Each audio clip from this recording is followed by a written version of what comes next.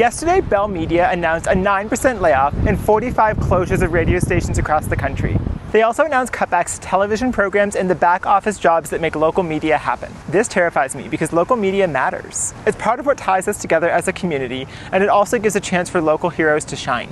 And it's also what creates an accountability loop in the workings of local government. These are gaps that when left empty are going to be filled by what? TikTok? I in no way think I have the solution here. I know that to a certain extent it is an advertising problem in the way that we have funded local media. But I also know that it's just a complete lack of interest and apathy in people getting their media from local institutions at all, instead relying on random posts on social media. I have plenty of friends who are applauding the destruction of what they call mainstream media because of a perceived left-leaning bias that exists in those institutions. And there's something to be said about that. It's not entirely untrue.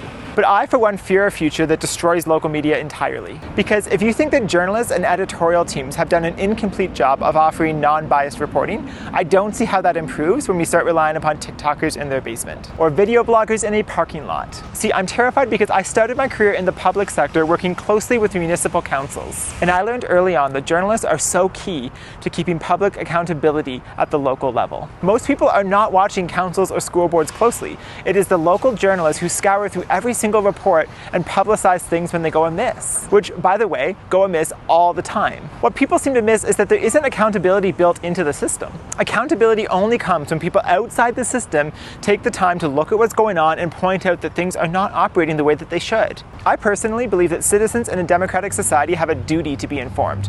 I believe it is requisite to the right to participate in the public process. I've long worried about the number of people in my life who use exactly one news source to get their information. One news source is never enough, regardless whether it's CBC or CTV or the Toronto Star or the National Post, which, full disclosure, I write columns for. Each of these offer their own bias, and only together do we get a curated view of different perspectives. But as we watch cutbacks and failures in various media industries, I'm scared for what the future holds if we don't have any of these organizations at all. My heart goes out to the hard-working Bell Media team members who lost their communities yesterday. And I suspect this will not be the last time we hear about media layoffs this calendar year.